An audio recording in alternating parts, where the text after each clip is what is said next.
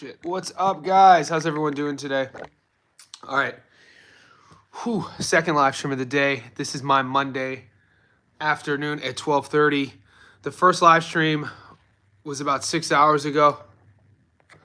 And we covered what happened in the weekend. We covered the fights. We covered our bets we won, our bets we lost. The July parlay cooked, but we hit on some method of victory bets. I hit big with Shakur winning a decision and Berlanga and Shiraz not going the distance. Put those on a little ticket. That was the most money I won. That was actually the heaviest bet I bet on. Also, I went heavy on my lock of the week. The odds weren't as good, but we still made a lot of money on Morel and Shakur on the money line. So, we got lucky. I got to say, in terms of my risk versus reward, people talk about getting lucky. I was sweating the Morel fight. It could have gone either way, especially since he got dropped in the fifth. But those are the breaks. You could say the same thing on the other way. I thought Pacquiao did enough to win. I had Pacquiao, and fell short on there. I had Amanda, fell short on there. So I lost a couple really close decisions. Definitely, I did pick Ed to win, and Ed got stopped. But I just had him on my parlay. I went really heavy on the fight itself to not go the distance. So that being said, moving forward, we do have boxing, midweek boxing, this Wednesday night in Australia. Just give me a second. So midweek boxing, this Wednesday night in Australia. Sydney Kudos Bank Arena. This is a battle of two rugby legends. Not really, they're not going to be household names internationally. They're not going to be world-class boxers, but they never claim to be. They are household names in Australia. These are rugby legends. Sonny Bill Williams, Paul Gallen. Gallen has wins over Mark Hunt, combat sports legend, and he has a win over Australia's first ever heavyweight champion, Lucas Brown, Big Daddy. So Gallen is a smoother operator in there. He is 43, a little bit, long in the tooth, as they say. These are going to be 8 2-minute rounds, and I'm going to the fight. So I do well historically the last 6 months. I've been doing really well at the Australia fights. 5 weeks ago, Sam Goodman, we hit a 22-1. One of my buddies put $1,000 on my parlay, and he won 22K. So that was a nice moment, especially considering he was, I went to the fights with him. And so it's very rare where you could, go to fights with your buddy and he listens to your bets and he wins 22,000. Now I would have been salty. I would have felt bad if he would have lost. So I definitely didn't tell him to gamble on my picks. So it's like he just saw my video. He saw my videos on the stream, and we get to the fights. He's like, "Bro, Johnny," he said, "I went heavy on your picks." I go, "Fucking hell, dude. What's heavy? $100?" He's like, "No, 1,000." I'm like, "Damn." All right, guys. So I uploaded my breakdown analysis, stats don't lie video of Gallen versus Sonny Bill. I found it shocking to find on my betting account, my sports bet, that Gallen is actually the underdog. So I'm definitely getting action on this fight. You can see the breakdown. It's in the playlist section. I have right now Paul Gallen 225, meaning you put 100 on Paul, you get your money back plus 125. Sonny Bill is $1.94, meaning you put 100 on Sonny Bill, you get your money back plus $94. The draw is interesting. The draw is 7-1. So I got to be honest, I've never seen a draw odds this close ever on a fight. Now, even going into, I think, the 10th round of Amanda versus Katie, I think the odds for a draw was 8-1, and I think I said something on a live stream. This is 750-1. No, this is boxing, David. This is boxing. Paul Gallen, dude. Come on now. Paul Gallen has wins over, like I said. Paul Gallen, this is boxing, mate. David, this is boxing, mate. I feel like this is a promo for boxing. This is boxing. Yeah, so this is Wednesday night boxing. Paul Gallen, his losses are to Tershevsky and Justice Hooney. So we haven't seen Gallen box since 2022. But like I said, one of the biggest sports in Australia is rugby. These guys in their rugby careers were rivals. In the media, they hate each other. They've been talking trash. They've been talking trash for years. So this is going down. What's up? I just followed you. I'll follow you back. David, is your tag your same name? Dwayne Styles in the house. What's up? Good night, Johnny. God bless to you as well, Dwayne. So yeah, if you guys follow me on Insta and you have a different tag than your live stream, just let me know when you follow me on Insta. Just message me and I'll follow you back. Because I use that Instagram I use back in the days just for fitness stuff. So if you Instagram stalk it, you'll see a bunch of OG fitness posts. I still am a strength coach, but you know that fitness scene, dude. You guys think the boxing online scene is a bit dogmatic with casuals? The fitness space is wild. So, yeah, my passion for work is helping people. So, you know, I'm one of these coaches. I'm one of these fitness coaches who actually have clients, you know, in person. I actually help people in real life. But the fitness space, the online fitness space, is a toxic soup of people just with their clothes off, not really helping people. Picture from the Matias fight. How much do you charge for one training session? I can email you, Dwayne. I'll email you because I have online. I have online clients too. So if you aren't in the Sydney area and you can't make it to my private gym, I have online coaching, guys. I'm also launching. I'm actually launching one of the features on my channel. So can you Oh yeah, of course, David. David, is your IG tag David Icer? Because I know people have been adding me, but I don't recognize the names. My Instagram's not as busy as it once was. You know, 5 years ago, the Instagram would get like over 100 new follows a day. I don't use it for that anymore. But lately, since my YouTube, I've been using it for YouTube. We'll say in the last month, I've been telling you guys to go to my Instagram. I've been getting like, 10 a day. And I'm trying to cipher through who's from the channel and who's not. Yeah, Dwayne, you're from the VA. Okay, I should remember that by now.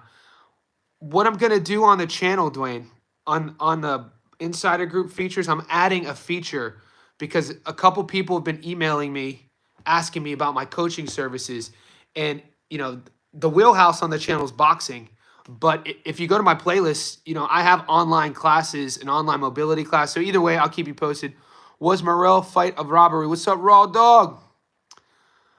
Okay, Dice David, the one. All right, awesome, I'll remember that. Was it a robbery? I don't know. I mean, considering I went all in. I'd have to watch it again. I was sweating that. It could have went to Katia.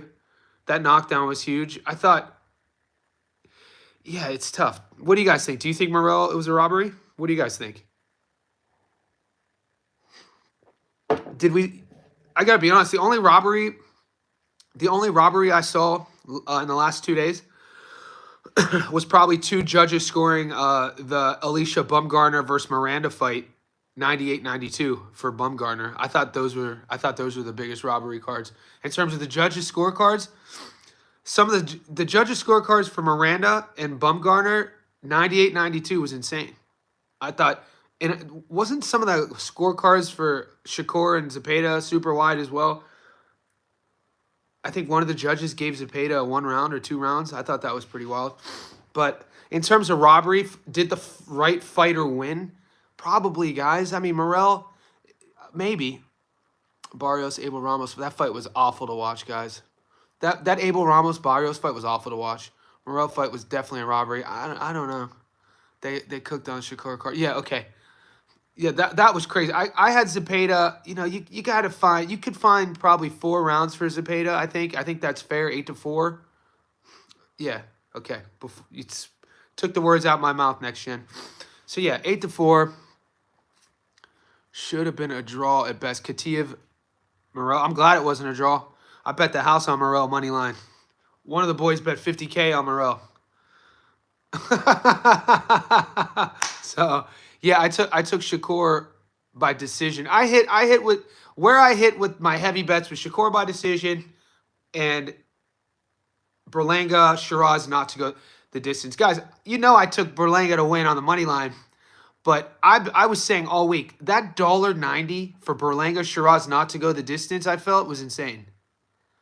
Hopefully you guys picked that, or some of you boys just picked Shiraz. But my point was, Berlanga was the underdog on the money line. and Shiraz was the favorite. So you would have gotten more value taking will the fight not go the distance at $1.95 than taking Shiraz on the money line. Matias' decision was plus 500. Yeah, that was crazy. I had Pacquiao winning by 2 rounds. I thought Pacquiao did the better work at the end, but I'm not calling that a robbery. So like I said, I was on both ends of the spectrum, guys. I picked Morrell and won a lot of money on Morrell and bet a lot of money on Morrell, but then I also picked Pacquiao. So I didn't even out because I only put like $25 on my long parlay. So like, if you want to know my strategies, if you guys are paying attention of betting at least, when you watch my Stats Don't Lie videos, those are my money line picks. So throughout the week, if I do a long parlay with 10 fights money line, or I cover 5 fights for my channel, those are just my money line parlays. I'll go 25, $50 on that, and we'll see what the odds get. I go really heavy on my locks of the week, and I'm learning that over the last month. I've been winning more money that way, putting as much as my bankroll allows me to go on like $1.40. Shakur money line, Morrell money line. I think it was about $1.40, $1.35, and then also Shakur to win a decision $1.50, and then the Berlanga fight not to go the distance $1.90. You put both of those together, which I did. It was $3.80, so 1,000 gets you almost 4,000 in return. So that's what. If you're looking to go heavy, limit the options of losing. So if I'm going heavy, I'm just going one or two legs. You know what I'm saying? Like $1.80 on Josh Kelly to stop Flavio Bea. I thought that was a sure lock, which we hit. $1.90, guy. We're not gonna find $1.90 on a fight like Berlanga and Shiraz not to go the distance. We're not gonna find one of those every week. If I could find one of those every week, guys, we're all eating. You know what I mean? I was shocked because, we knew even though I picked Berlanga, we all agreed that Shiraz was had the better bag, had the better skills, was the better boxer. What I didn't know is that I didn't expect Berlanga to be that sort of, to be that leaky, I guess. We'll just leave it at that. But I did expect a stoppage. So $1.90, that was... I went on Gary from 3D's Live after, and I tipped my cap to him because we debated. I was wrong in the money line, but I was stoked. I was stoked that I got the stoppage. even though Berlanga got stopped and I picked him, I just needed the stoppage. I was like, come on, somebody get stopped. And yeah, Shiraz, man, give me one or two more fights with Shiraz, Yeah, I was kind of surprised that Jacobs went the distance, Triple G. Danny Jacobs is a dog, though, mate. Dimitri Pirog, that's it. When you look at how the problem Dimitri Pirog presented in front of you of like how Pirog goes about his yeah, Pirog is a goddamn legend, mate. People forget about him because of the shortened career, and I'm not calling Triple G one-dimensional. But when you look at the problem, if we look at boxing and our opponents as problems and we have to problem solve, because what is boxing at the highest level, guys? It's the highest level of problem solving with consequences. You're not just doing a statistical equation in real time. You're doing a standard deviation equation in real time, and you could get knocked out. You could get your consciousness separated from you. So when that problem is Dimitri Pirog with all that movement, that reflex sort of style, versus a guy like Triple G, which you better circle away from his power side. He's probably going to give you both shoulders. You got to circle away. Don't get caught with your back against the ropes. That's what I mean. Planning for that from Danny Jacobs' perspective, I think Pirog would actually be more of a nightmare to plan for defensively than Triple G would be. But, that's all hindsight's 2020 because we saw how both of those fights ended. And, I mean, Danny Jacobs was world-class too. So... yeah, that being said, we got a lot of fights to cover, guys. If you're not getting action on Australia, we just turned the page then. You guys were asking me about Danny Lappin. Danny Lappin's fighting Edmondson. I don't know if I'm betting on that fight. I'll break it down if you want me to, guys. If you want to see a breakdown of Danny Lappin versus Edmondson, I don't know. I'm probably not going to bet on that fight. Lawrence Okoli's fighting. That's another one. Kevin Larena. People who can slip at any moment. Deliver punch are scary. Edwin, yeah. I agree, good. Lappin versus decision. Mar, are you going to bet on that, though? Because there's one thing with the boys on the stream, on the chat, saying you're picking a certain guy. There's another thing saying, are you putting money on him? You know what I mean? Like, and that's just that's. I'm not trying to put you on the spot at all. I'm just trying to get your opinion on it. It takes a better puncher to knock them out and send them like ride that hurt Edwin. Oh, so you are gonna bet? Okay, so you're confident about that fight. I have to look into it. I'd have to look into it. Guys, what are you making of this? I think Pirog is Putin's buddy now. I haven't read much on it. I mean, David, come on now. If you're in Mother Russia, and you want to be a made guy, I mean, what you want to be friends with? If you're in Russia, are you picking Bud? Damn, it's hard not to, right? I got money on Oakley. Guys, what do you make of this Usyk Dubois fight?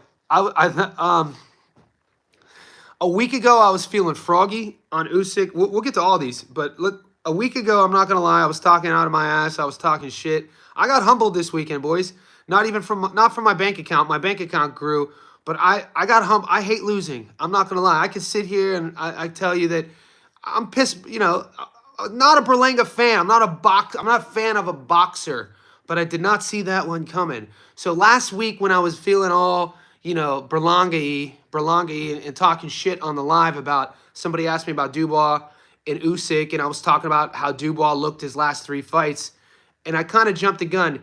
I didn't say I was taking Dubois to beat Usyk, but I was kind of hinting on the fact that we might see that. I don't know. I was watching Usyk, dude. Usyk, the issues he puts in front of you are insane. Usyk's style, like just what David Eister and I were just talking about with P-Rog style versus Triple G style. That what Usyk does, that thing, and then the hooks like that, all that shit Usyk does for a heavyweight, it's psychologically exhausting. His stopping him was crazy, and so part of me was leaning on Dubois having his coming of age moment. I thought Dubois won last fight. We'll pick Dubois next one. Okay, so because I'm not saying, I think it's shocking for me to even be 50-50 with this. Boxer punchers, time to develop, man, because they're not strong. So catch, can turn it right. He's a grown man. I think Usyk is old. Okay, so I'm not that crazy with my thought last week. Yeah, I'm gonna upload that video in 2 days, so I got to make a decision shortly. I just, if I turn my screen around, I was just watching Usyk's last few fights. Dubois hurt him. I still think the body shot was clean, boys. I mean, that's a hill. That we've seen this, guys. You're boxing fans. We've seen this a couple times in the last few years with these counts. Liam Wilson versus Navarrete, that long count. Granted, it wasn't to the body; it was still a long count. This one was like a foul, but called a foul. But it's always unfortunate when the ref gets involved and becomes the narrative of the outcome. Yeah, Danny was a good fighter, mate. I agree. Long too, long. He was a big boy. Upsets in Ammo Williams fight. Dude, Ammo's always fighting tough guy. Ammo's always in a tough fight. If Good's still on here, just because I called Ammo small for 160, I wasn't calling you. If I say a guy is small for 160, like I said Ammo was, and how Adamas, at 160, he came up from 47. That's not me calling him scrubs. But Ammo, I think because Ammo's an athlete first, and he's literally getting on the job training in front of us. I mean, you could have gave that last fight to Patrice Volney. I think so. I'm not going to argue it, but I picked Ammo to win. I'm glad we won, but it's always like I might not bet on Ammo Williams fight. The last 2 times I bet on an Ammo Williams fight, man, I was waiting to get some gray hair. Should go as he ages, he bounces around pot, could feel that way. Yeah, he has an awkward style. So yeah, Arturo Popica. There's some interesting fights, guys. Dominic Crowder's fighting Arturo Popica. Mark Magsayo's fighting versus Queller. I don't like right now. Right now, Magsayo's a huge favorite. I mean, Jorge Queller, I don't think that's going to be an easy fight at all. Alan Picasso's fighting. Picasso's a guy who has a lot of pub. He's fighting Kameda. That's a decent fight. Gary Russell Jr. Guys, how are we going to cover all these fights? Gary Russell Jr.'s fighting. He should win that fight, but we haven't seen him in a while. Amo's fighting, Edinosa Olaha.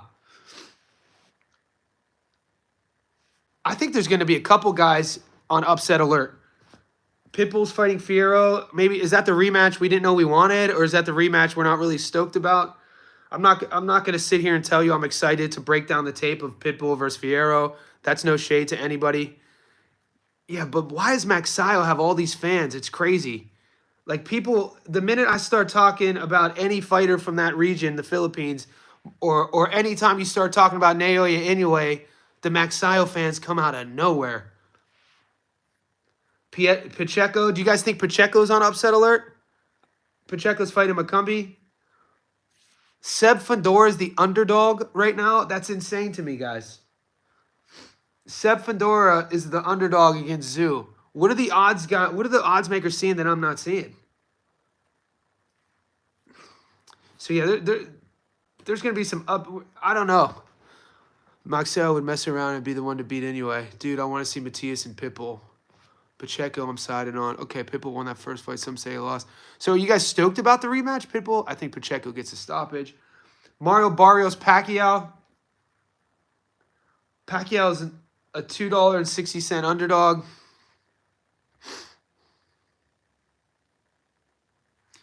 McCumbee does have power. But isn't McCumbee pretty similar to Steven Nelson? When you look at the size of them, when you look at McCumbee might actually be the better athlete than Steven Nelson. And even though Pacheco won a sort of wide decision, if you rewatch that Steven Nelson fight, he was kind of winning later rounds, if I remember. We streamed that fight. Steven Nelson is Bud Crawford's guy. You know, he came in the fight, I think he was like 17-0. So cold. Yeah, but you guys weren't saying that before Plant lost to Resendez. You know what I'm saying? At the time, the McCumbee loss to Plant was a good loss. It wasn't until...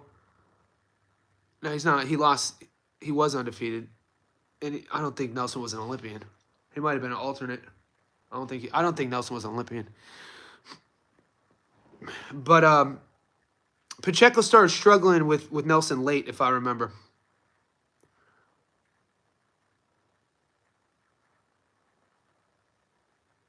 Yeah, what I'm saying is Nelson doesn't have any feet. You could see. I think he had some bad surgeries, his Achilles, over the last few years. I don't know, man.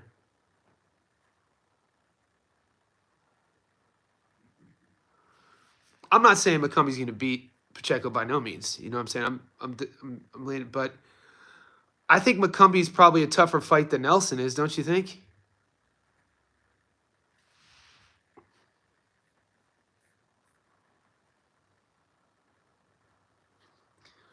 I felt like Nelson also didn't turn it up till the later rounds. It was almost like Nelson waited till like the 10th or the 11th to kind of taking risks in the pocket. He was kind of being hesitant at range a bit.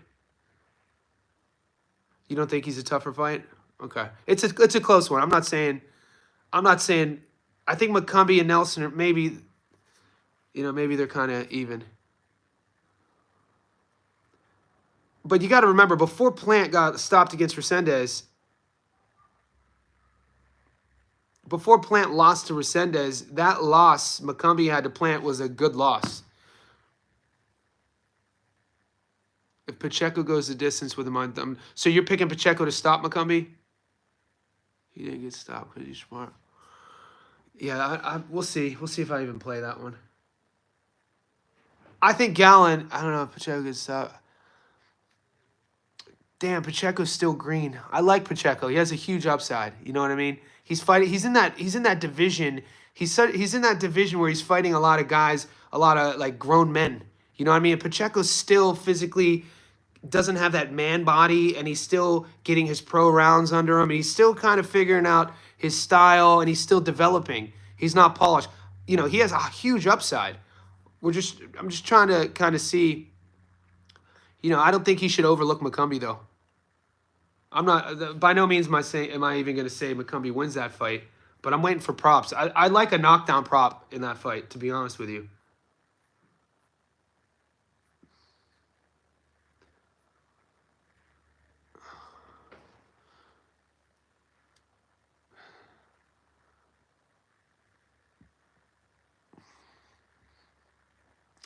How come you guys didn't talk trash about? It's weird. I don't understand boxing fans sometimes. So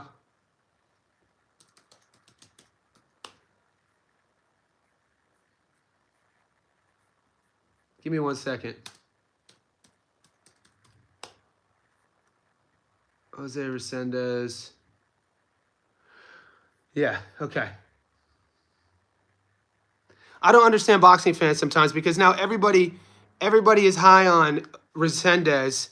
And last month when I featured on the channel Elijah Garcia, and Elijah Garcia stopped Resendez, you guys still say Elijah Garcia is a bum. And so I don't get it. All of a sudden, Resendez is the guy because he stops Plant.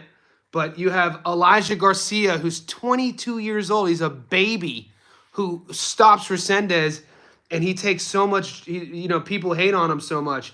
I like Elijah Garcia. I think Elijah Garcia has a good upside.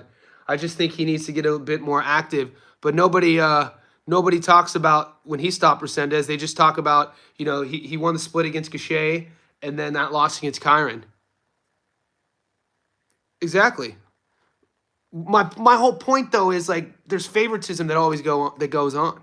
And you got okay, so now we think people are acting like Resendez is that dude, and I'm like, man, maybe Plant just got fraud checked. You know what I'm saying? Like, I don't know. When we were breaking down Caleb Plant's resume, his resume isn't. I mean, Caleb really doesn't have a lot of big names. He's had a couple viral moments. You know what I'm saying? But like, the Darrell knockout viral moment. He's marketable. He says a lot of the right things. Comes from that amateur background. Had a good kickboxer. Was a kickboxer. But yeah, my point was, is it that maybe Plant just wasn't that good?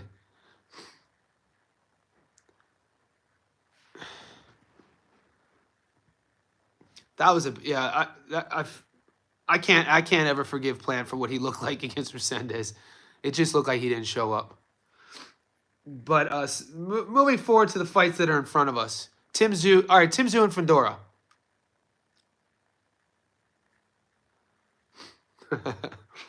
Tszyu versus Fundora. What do you guys think about Tszyu being the favorite in that fight? Because, being here in Australia, watching all the media,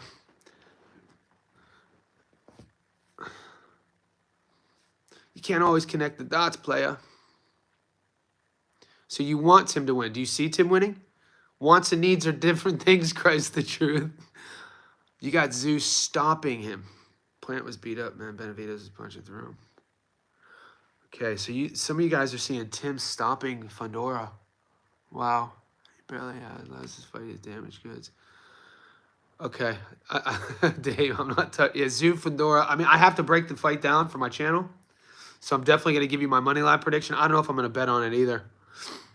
Yeah, Tszyu's 30 now, 31. You think Tszyu shot? I mean, it wasn't that long ago, guys, Guys, this is crazy. Going into the second round of Seb Fundora versus Tszyu, Tszyu was the guy. He had his hit list. He was calling out everybody. I do question his durability. I question Tim's durability. I question his game plan. I question his fight IQ. I question him being able to make adjustments in a fight. I do. So, I mean, they weren't saying he was domestic when he starched Tony Harrison. They weren't saying he was domestic. I mean, Gachet's a tough out. Gachet dropped him, I think, in the second round. Look, I'm leaning towards Seb. Is my point. It looked like he had Charlo ducking, yeah, and he was calling out guys like Bud. He was calling everybody out. He was calling EJ out. So yeah,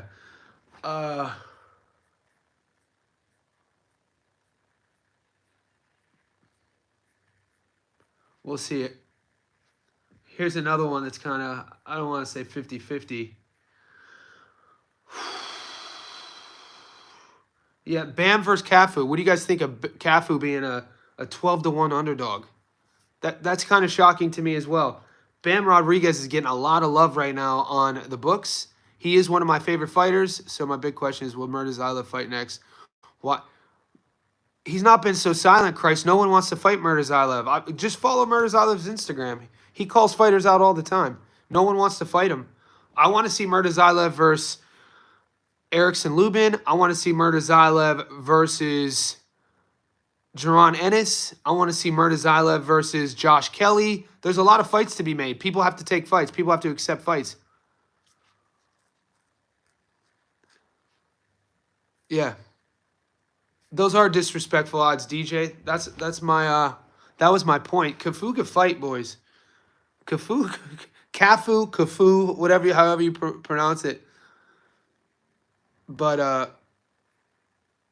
12-1 dog against Bam is crazy.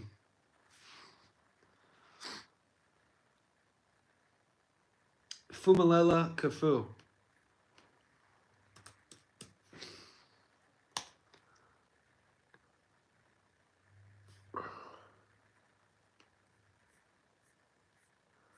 I mean, it's like I said, we're just talking about the odds. You're not all the way sold on Bam. God damn, I am next gen. I'm sold on Bam. He's a fucking dog, dude. Bam could quite possibly he belts at 12, 15. If he go 18, I could see him 22, maybe 26. By it's all said and done, he's only 25 years old. At least a 4-division world champion. You know what I'm saying? We could at least be looking at a 4-division world champion, future Hall of Famer. He's only 25 years old. He's that dude. Bam Rodriguez is the motherfucker, mate. Like, how do you when I watch him, I want to just get up and hit the bag and shadow box. The spirit he fights with, mate. Also how just like cool, calm, and collective he is outside of the ring. Like to me, Bam Rodriguez is the full package. Bam versus Inoue. Mate, anyway, I hope we get to see it. I don't know if we're going to get to see that. I think, the answer is Junto. Junto's my guy, too, though. Junto Nakatani, people better not sleep or forget about Junto. Because, Junto's in between Bam and Inoue, you know what I'm saying? So, like, Bam's 15, Junto's 18, Inoue's 22. People talk about Inoue. But then you got my boy Rafa Espinoza at 26. No one talks about Rafa. Dude, could you imagine Bam? It'll never happen. We're just talking future fights. But I want to see Rafa fight Inoue or Rafa fight Junto. I know Junto's only 118 right now. Rafa is 31 years old, I think, right now. But, mate, don't sleep on Rafa Espinoza. That dude is a goddamn dog. I love when he fights. Yeah, these are some of my favorite fighters from 26 below. They don't get enough pub like internationally. These guys are dogs, dude. And shit, 30. I mean, Sugar Nunez is one of my favorite fighters. There's something about the Mexican style when they could, if only Zepeda had a little bit more crack in his hands. Yeah, so Bam versus Cafu. People were just expecting Bam to walk through him. No, Espinoza's a dude, man. And then, there's a couple sleepers at 26. Bruce Carrington, Shushu. Shushu's really, really good as well. He checks all the boxes. People are really high on Nick Ball. I don't know, man. I think Nick Ball, he's gonna handle Sam Goodman. Goodman's a 22 with no pop. What makes people think Goodman's gonna move to 26 and all of a sudden have dogs in his hands? Goodman's a smooth operator, has boxing skills, knows how to operate in a ring. But I mean, Cesar Vaca, I was at that fight. I gave Cesar Vaca more rounds than I thought that he should have won. I feel. I'm sold on Shushu. Bruce Carrington is that dude, man. Bruce Carrington can fight. I'm not sold on Nick Ball though. Yeah, I wouldn't call him a trash can. Come on, guys. I would call Nick Ball a trash can. You guys are so growing up, man. We used to call it IGNANT. Y'all ignorant, not even ignorant. Y'all cats is ignorant. I was underwhelmed by Shushu in his last fight. When he's on, I like. There's a lot of things I like about Carrington's style and his size at 26, I guess. Jesus Ramos is a guy who could crack too, man. I love covering his fights. So yeah, there's so many good fighters in the world, guys. We are in the midst of watching a lot of really, really good boxers. Oh, Espinosa. I think right now Espinosa would beat Carrington. I think that's still a really good fight. I don't think Carrington needs to step up. I don't think Carrington's fought a guy. Wasn't it just Edward Vasquez? Didn't we just see as Rafa versus, was it Edward Vasquez? Vasquez was really tough, and Rafa just dogged him, dude. Jesus is still young. Jesus is younger than you guys think. Ramos, he could still develop a bit. His style does kind of look finished though. His style does kind of, certain guys get to a certain point, no matter their age, and their style becomes a finished product. What's up, Bricks? Guys, wherever you're tapping in, can we like this video? Could you also chip in with the convo? How long you been live? PJ, 35 minutes, brother. The thing that impressed me about Jesus when he first coming up was Vlad Hernandez, tough out. Brian Mendoza, tough out. Those are two good calls right there. I don't know if anybody's sleeping on Jesus, are they? Jesus Ramos is right in the mix for me at 54. Santana reminds me of a smaller Rohan. Polanco. Hey, dude, people are just don't overlook Jesus Ramos. The dude could crack. He got dogs in his hands. I hate Fulton's jump to 130. I want to see him in 126 matchups. Stephen Fulton. Yeah, he's coming off that win over Figueroa. God damn it. Figueroa. Yuck. What is that alarm? You hear it? Dude, it's not an alarm. Guys, those are called kookaburras. You guys can hear that? So I live basically in a tree house. I have without getting too much into it, there's trees all around me. Those are kookaburras. Google it. A loud ass Aussie bird of prey that just constantly makes that goddamn noise. I can't believe you guys heard that. Yeah, kookaburra. It's a Aboriginal word. But Johnny down do 50 for the getting all his predictions wrong. I want to say 50. Did you set 100, boo boo? What predictions wrong? You wild. We out here eating. And this wouldn't fight Ramos. Yeah, he would fight Ramos. I think don't misconstrue. Don't listen to these mainstream narratives, these fake narratives about Jaron Ennis ducking anybody. Guys, Boots Ennis is that dude as well. Jaron Ennis isn't ducking anybody. That Jaron Ennis is a goddamn problem, dude. He's probably going to pick Goucher. I want to see Boots versus Verge. That's as real as it gets right there. I just think it might be, what is Verge right now? 27? 26, 27? What's Boots? 27? Still both young kids. Crazy. Both young. People who run with the Boots duck so-and-so, you guys are smoking dope. Jaron Ennis is as high level as a boxer as you're going to get. Coming from the gym he comes from with his pops Bozy, them cats Philly dudes, they ain't ducking nobody. You guys are smoking weed. You don't have to be fans of guys to at least admit truths. I don't know who would win. I don't know who would win against Verge and Ennis, man. Two of my favorite fighters. Nah, I don't think they're swerving, dude. You guys are the same. People saying he's swerving are the same guys who picked Stanionis to win that, and we're salty when when we told you Boots was going to stop him. Boots is the real deal, dude. Stop hating. What he does in the ring, you don't even have to be a Boots fan. You don't even have to be a Boots fan. You just have to appreciate boxing to watch that. What that young man does in the ring is insane. In a firefight, he's so athletic and so talented. You probably don't see what he's doing, or you don't get impressed on what Boots is doing in a fight because he makes it look so easy. Nothing's ever forced. He'll switch stances on you. Boom, pot shot you, guard down, lean in. Dude will fight you in the pocket. He'll fight you at range. Dude will jab you up. Dude is nice, man. Slav Sarenko, Solomon. All over the lane. Next career wide. 47, 54, 47.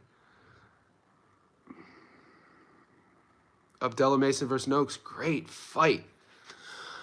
That one's hard. To say Boots beats everyone at 54, I'm not saying that, guys. Karen Chukichin's a fucking stud. How do I rate Karen? Dude, nobody wants to fight Karen Chukichin. Karen Chukichin's a really, really good fighter, mate. Just like David Avenetian, really, really good fighter. You guys judge fighters when they lose to guys like Bud or Ennis, and you guys disregard what they do, the skill set. Chukichin is a high operator, mate. And like Avenetian, he's a little bit long in the tooth. Same thing. Avenetian's a really good fighter.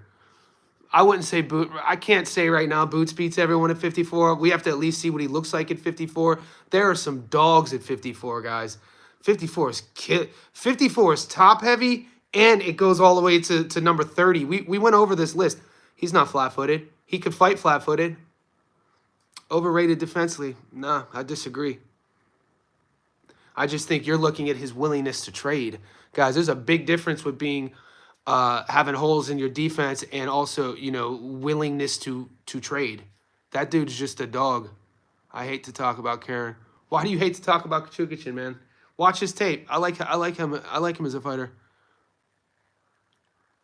He can't box. Saying Boots can't box is insane, mate.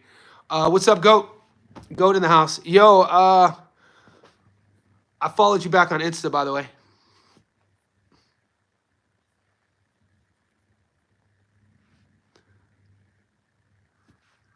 He resets after getting caught.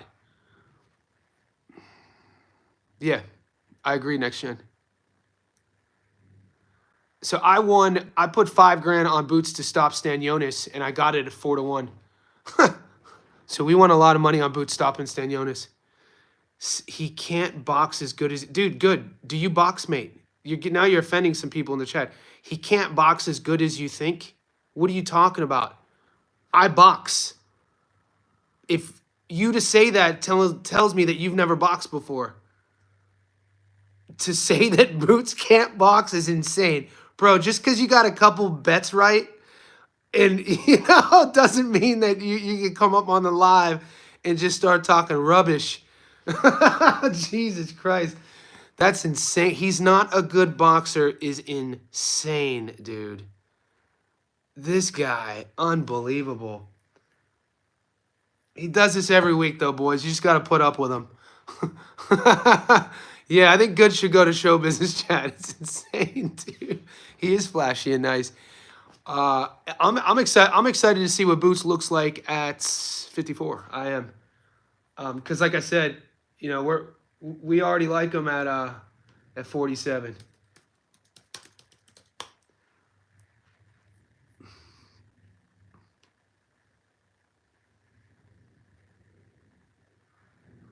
Yeah. Yeah, but that's what makes him fun, next gen. No, Rambler. No, Rambler. Stop. Show your slips. You lost them all. You said Morel won. Morel did win. Don't get salty, Good. Don't leave, Good. We're not trying to silence you, mate. You just showed your cards that you don't know shit about boxing by saying Boots can't box. I'm giving you actual real praise. I'm out here. Oh, Good. Don't cry, Good. Good, get back here, Good. You come back here right now. You're the one who said Boots can't box. All right, guys, hold up real quick. Yeah, but boxing fan, if you remember 2 years ago, we were talking about how Boots is the worst thing going on. Boots was his marketing, but then Eddie swooped in. He's Matchroom already brought 2 fights to Philly for him, so I mean that's really helped him out, and then his performances as well. So let's go over that 150. Let's go over. Damn, BoxRec still has him at 47. That's interesting. DJ, what's up?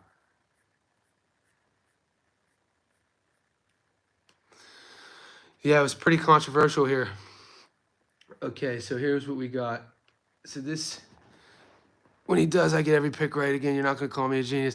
I'm definitely not calling you a genius, mate. Calling you a genius? Are you high? Pac have a chance to not get knocked out. El Rabbit, I don't know, man. I don't want to see that fight. 46. This is what people are kind of convoluting. Maybe Pacquiao at 46 is not George Foreman at 46. I've heard people trying to make that comparison. George Foreman did it. Yeah, when you look at what George Foreman was and how he fought and his style and the division, power guy, heavyweight. It's the obvious. When you look at Pacquiao when he was at his best, explosive athlete, reflexes, speed, agility. At 46, a lot of those things go out the window. Look, if he goes in there and he's competitive and, it's competitive people are going to say what they're going to say. If he goes in there and looks terrible and gets beaten up against Barrios, somebody should go to jail for that. What's the difference with? Yeah, this Barrios versus Pacquiao fight to me is almost akin to a Jake Paul fight. It's like teetering on like Tyson versus Jake Paul. Just in terms of like how those fights ever got sanctioned. I'm not disrespecting Barrios or Pacquiao, saying that it's, Tyson was goddamn 58 years old, and Jake Paul, we know what comes with him. That's why I don't want to see this fight. Guys, Pacquiao, dude, he takes so much damage already. He's 46 years old. You can't reverse brain damage. CTE's a real goddamn thing. How many kids does he have? And I hope to God he's not taking this fight because he needs the money. I hope that's not the case, because that's even more sad, and that's even a bigger travesty of our sport if a guy like Manny Pacquiao is taking this fight because he needs the money. So we'll see what happens. Fresh BX, hopefully the odds get tilted. BJ Penn, that's a sad, sad thing, Raw. Talking about how his family members are imposters and clones. It's insane, dude. And BJ, I did a documentary on BJ a couple years ago, dude. BJ in his prime was one of the greatest fighters of all time. 45, 55, dude, the shit that BJ, they called him the Phenom for a goddamn reason. BJ was that dude. Barrios can win. Barrios is 30 years old, guys. You think Barrios isn't just going to stand there like this and let Manny hit him?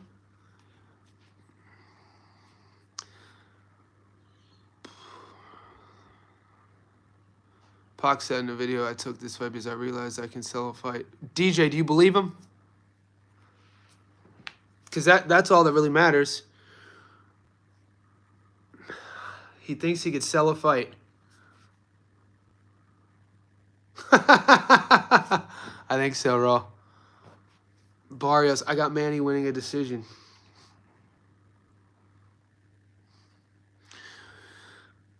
Are you guys who are picking Manny because you're Manny fans? Or are you picking Manny because you think the 46-year-old could beat a 30-year-old? Even when Pacquiao Thurman got signed, it was weird to me. And that was, 5 years ago? Pacquiao Thurman to me was weird. I was like, why are they fighting? Why are they fighting, dude? And part of me has to think that Pacquiao wants to fight Floyd. But if you want to fight Floyd, you don't have to fight Barrios to fight Floyd. Unless Manny thinks he's going to beat Barrios and get a belt and bait Floyd back in. I don't want to see this. There's so many good fighters we talked about. Look at all the guys in line at 47. So you're telling me at 46 years old, Manny Pacquiao comes into boxing and skips the queue at 147. That's insane. That's my whole goddamn point, is the fact that, like, it doesn't make our sport, our sport lacks trust of the fans, credibility of, ethics, corruption. We know this dating back to the late 1800s with the bare knuckle days and, the traveling boxers going from train to train. Jack Dempsey, the hobo world champion. Like the corruption, Jack Johnson, the corruption early days. The last thing we see is a 46-year-old bloke coming in, skipping the queue at 140. Why the hell do we even have rankings? Why do we even have belts? Why are there even goddamn, contenders in title eliminator fights? For what? I know, we know the answer to. That's my whole point. It's my whole point. It's bullshit. And then fight fans have the audacity to call Brian Norman Jr. a punk when Brian Norman Jr. says he'll knock Pacquiao out. And they're like, oh, why would you say that about a legend? Why would you say? Because he's the one coming back trying to fight again.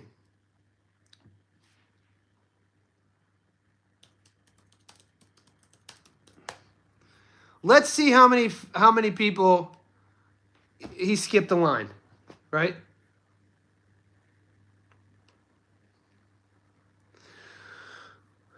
So this is BoxRec algorithm. Take whatever you want about it. At 147, would Pacquiao beat Haney? Would Pacquiao beat Brian Norman Jr.? Would Pacquiao beat Crocker, Catterall, Rohan Polanco? Dude, 47 is light as hell. Holy shit. Go to 40. God damn it. 47 is light as hell, guys.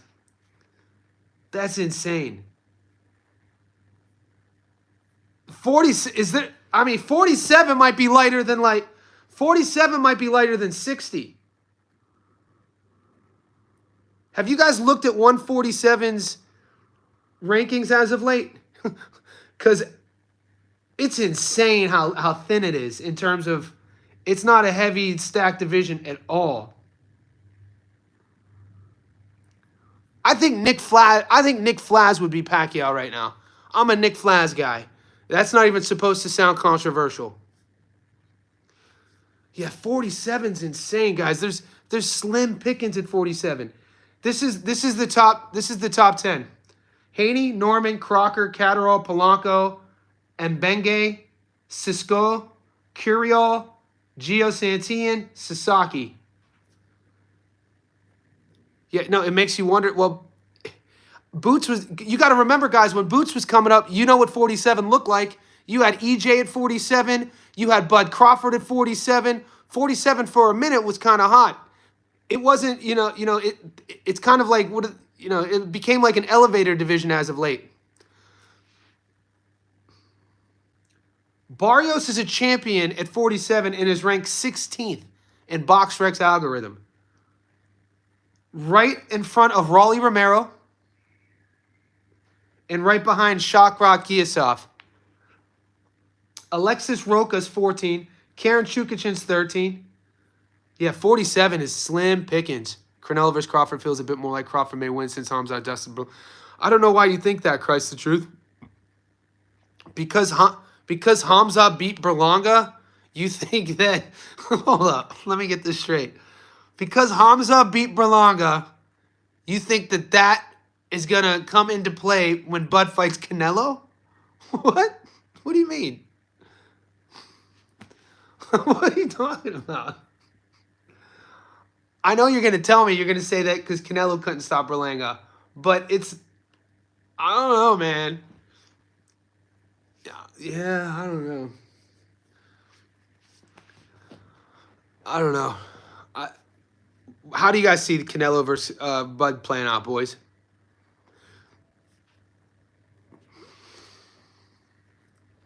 Do you think Teo could beat Devin? I think he can. I think that's a good fight, actually. I want to see Teo versus Devin. I agree, technique and IQ, Canelo's top. Yeah, I mean, I appreciate what both guys do. Canelo's resume as of late is aging like milk. Yeah, but guys, this always happens when fighters get older. You know what I'm saying? Canelo gets a UD. I mean, you guys were saying the same thing about Bud because he didn't stop Madrimov. You know what I mean? And then the way Verge looked against Madrimov, everyone said that because Verge looks better against Madrimov than Bud looked against Madrimov, these sort of scenarios were playing out, which it's tough to do that. Bud cannot. You think he can knock down Canelo but win by points? Bud can knock down Canelo. The last time we saw Bud knock down, he dropped EJ a couple times. He didn't knock down Madrimov. When's the last time Canelo got dropped? Has Canelo... Am I tripping? When's the last time Canelo got dropped? Has Canelo been dropped? Have we... Deep breath.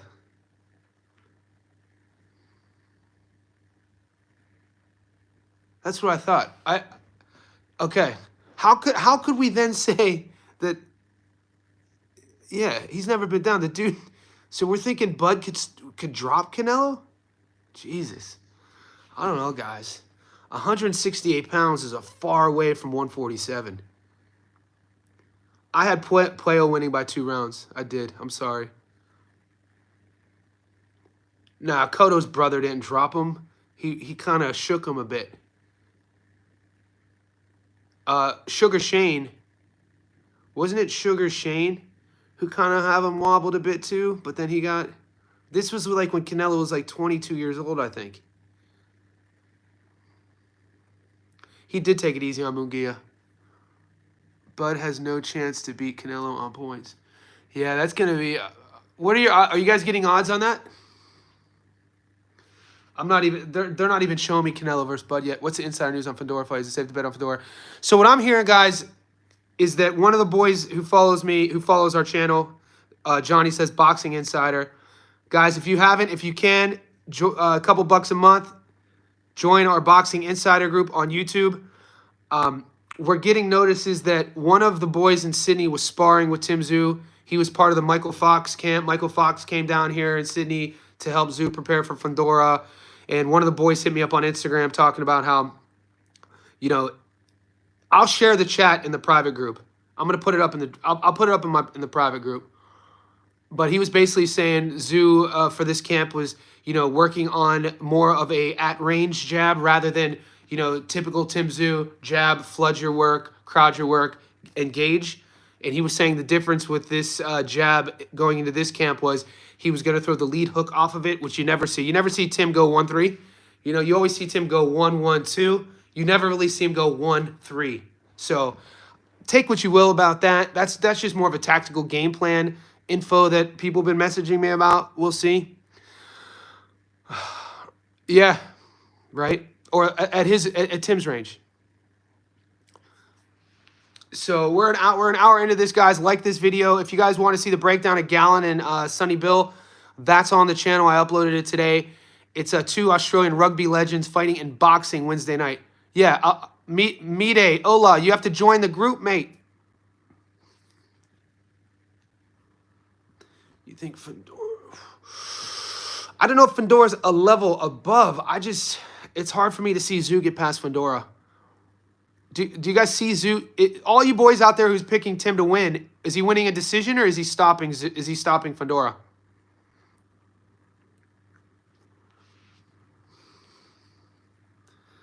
It's a tough fight. It's really tough to call right now.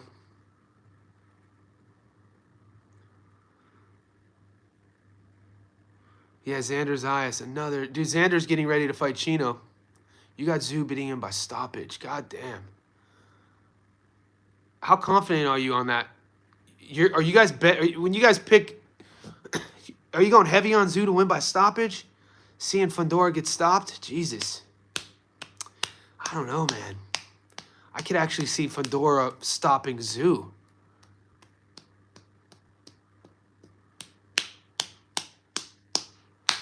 Xander not strong enough. Are you insane? Xander is a massive 154 guy.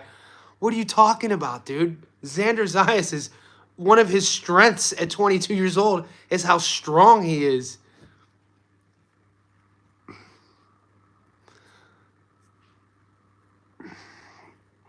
Fundora has avoided Crawford, Zayas, and Murzailov. Huh. I don't think so. I don't think he's avoided them.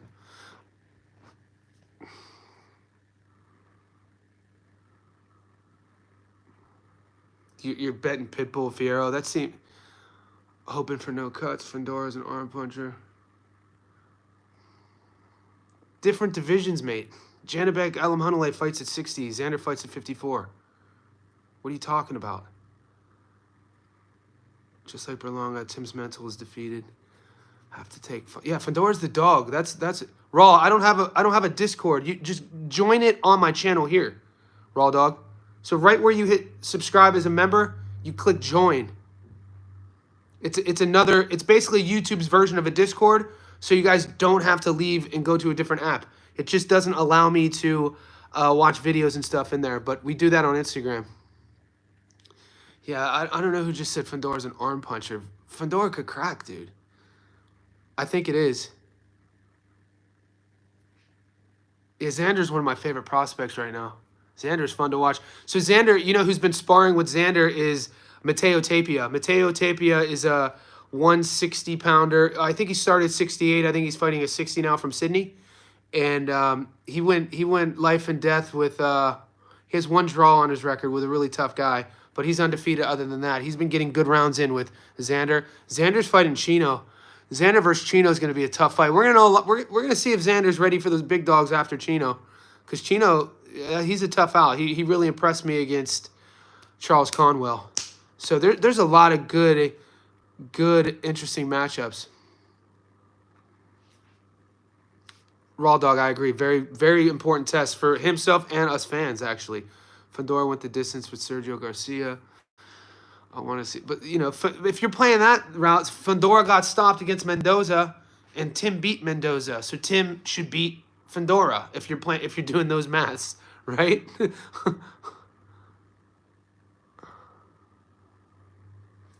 I'm high on Janibek. I think Janibek is one of the toughest fighters in the world, man. Alam Hunalay is a monster. I like his style a lot. I like how mean he fights. I like how he talks shit in the pocket. There's a lot to like about Janibek Alam Hunalay. You're not high on Fedora. Some people, it's weird when I'm learning from guys who either like him or don't. Why aren't you high on Fedora though? What's your reasoning? What don't you like about Fedora? I like Fedora's range. I like how he uses his jab. I like how he fights on the front foot. I like how he's tall and flat-footed. I like how he doesn't use his height sometimes and he just gets into a dogfight. I like his mental. There's a lot of things if you're a fighter that you like about Fedora. Alam Hunalay, he's from somewhere around there. I don't know if it's Mongolian, somewhere maybe up near Uzbekistan, somewhere around there. That Central Asian part of the world. Is Kataev better than you thought? No. Kataev's exactly who I thought he was. I broke that fight down. Kataev's a guy who has power, doesn't move his head, gets hit a lot. He's exactly I've covered Kataev's career. He's exactly who I thought he was. I just thought Moreau was a better fighter, and he won the fight. But, Kataev, nobody talks about Kataev has been suspended for steroids for 2 years. All you guys are talking about that that I got gifted a decision by picking Morrell. You guys are crazy, mate. You guys are the same people not talking about Kataev on getting popping are the same guys who think that Ryan Garcia beat up Devin Haney even though Garcia popped. You know what I'm saying? Like, when I was coming up, there was a time when I was coming up, if you were a proven steroid user, you were abolished from every sport. And the media, from the fan base. Now it's weird. You could be even domestic abuse. You could be a habitual domestic abuser, steroid abuser, and your fans will still defend you. It's atrocious, if you ask me. It's atrocious. Kataev couldn't be hurt if we hit. Yeah. Zach, you got to hit Kataev with a goddamn fire extinguisher over the head. Kazakhstan. Okay, I said Uzbekistan. I knew it was a stand. Tim can't box. Tim could box. Tim goes about his way. Tim has his own style. Methodical, nice with his front foot.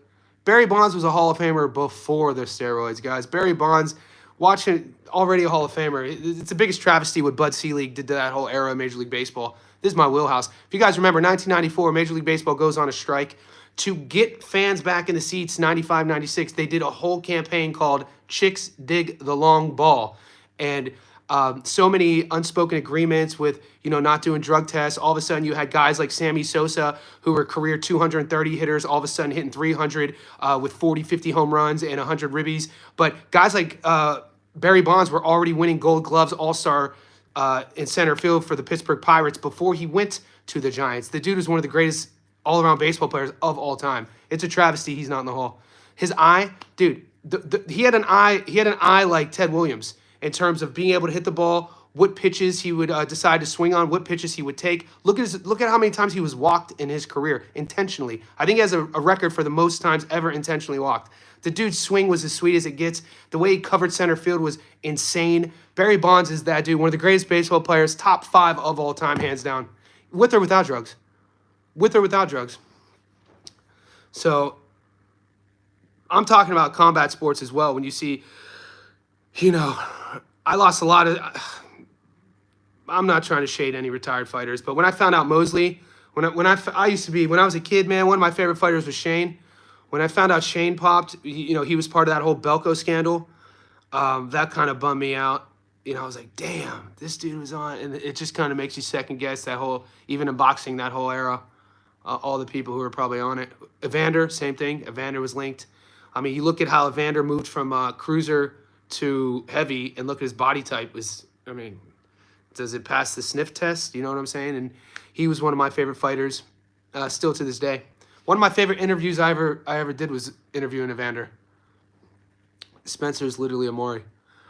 But yeah, so that's my take on the Gear McGuire. Yeah, Mark McGuire, stud, Bash Brothers, mate. hit the ball out of the park even before it. Everybody's on steroids. Ramos, Winner, Spencer, sucks.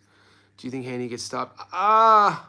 Do I think Haney gets stopped against Norman? He could, man.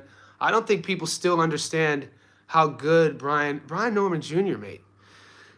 He's that good. I think Haney. I don't think we're gonna see.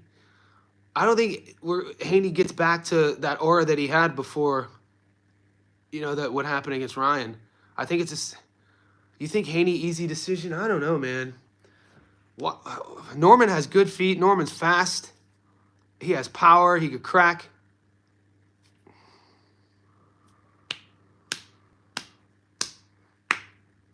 Long time away, right? I agree. That's why I keep it week to week. We keep it week to week out here.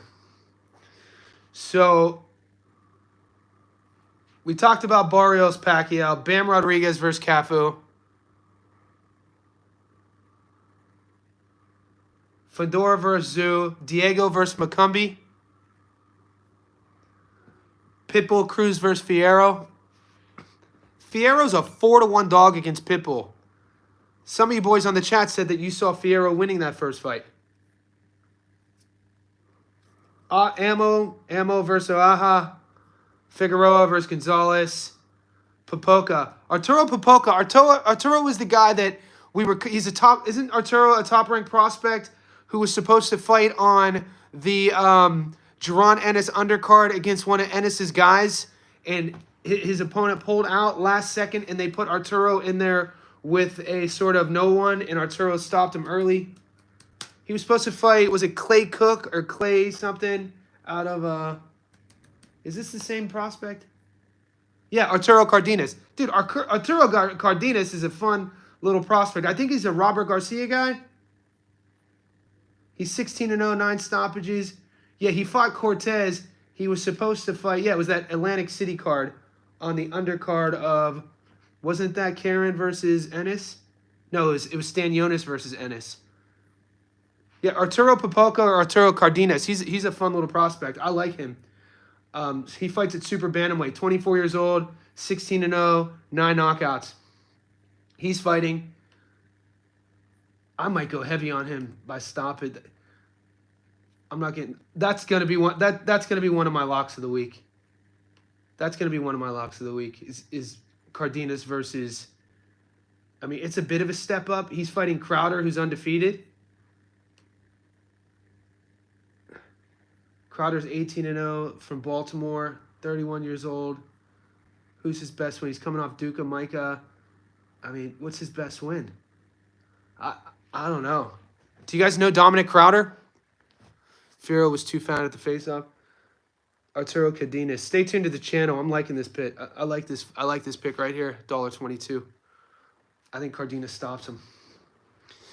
Fierro would be a tough out for anyone at 40. You think so? Anyone at 40? You think so? I don't know, man. I'm not too impressed with Fierro. People like it. I mean, he's tough. Let's see. Did you guys think he beat Pitbull? Why do I not remember that fight being close?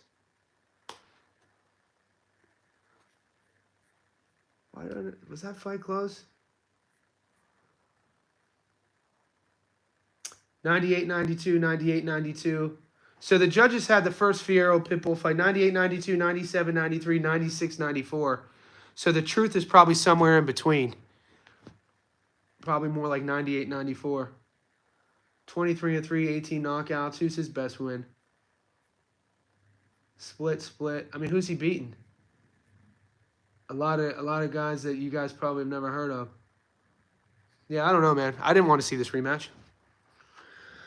But, you know, the fans probably, it's possible at best that Bam and Cafu go the distance.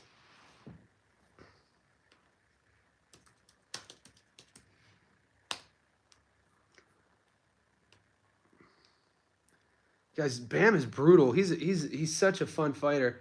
You know what I don't like, though? Go to Bam's box rec right now. If you go to Bam's box rec, I hate when they do this. He has 2 fights already booked in as official.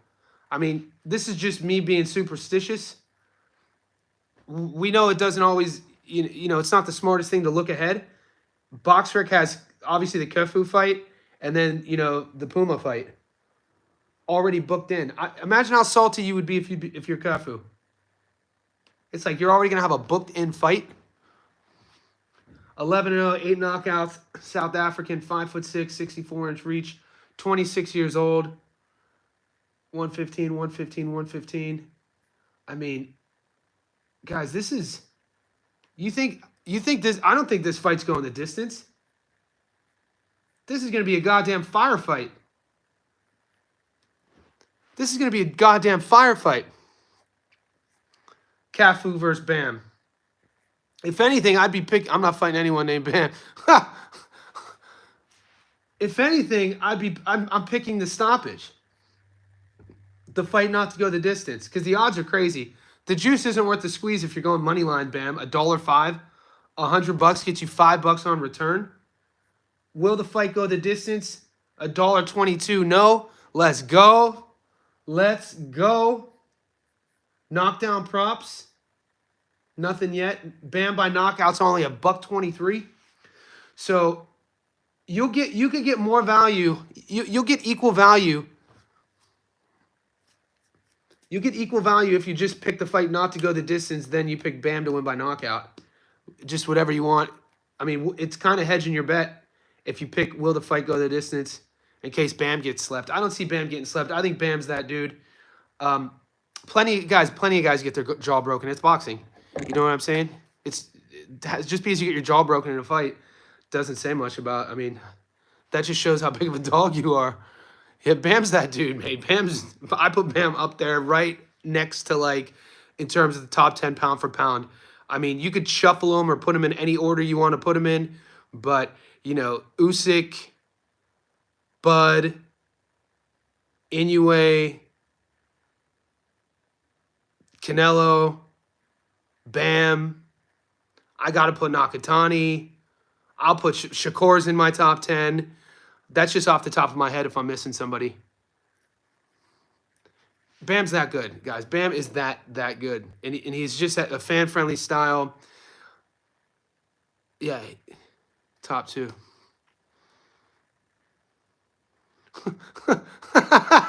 David Eisner. Yeah, B-Vol. I missed a few. Oh, God. Shushu can beat Bam. Well, F coach, Shushu fights at 126 and Bam fights at 115. It's just something to think about. Carrington, I think, is 29 years old right now. Bam's 25. So for Bam to be at 115 and Shushu to be at 126, for that to ever take place, I don't know. Shushu would have to get a short notice fight maybe against, like, you know, if he could get like that Rafa fight. I think Shushu's still a couple fights away from even fighting for a title at 26. But Bam is going to get fast-tracked to 18. It's already been talked about. Bam, and then maybe 22. But in between Bam and Carrington, Nuto versus Carrington.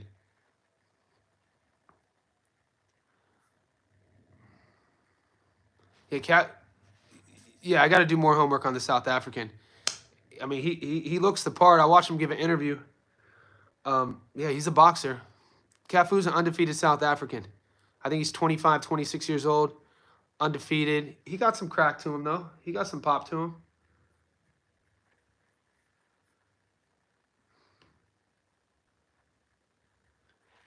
(11-0), 8 knockouts. Has a higher knockout to win ratio than Bam. He has 3 draws, though.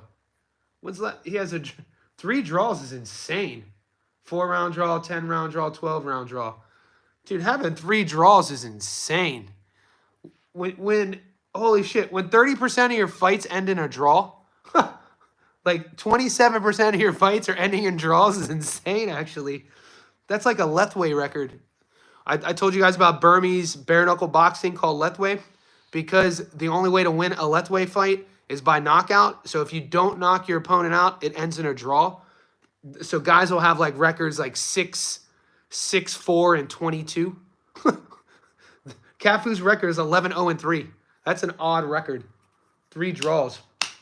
I got to do the tape on it. I'm uploading that in the next few days. I'm uploading Dubois and Usyk tomorrow. So I'm going to be giving you my pick there.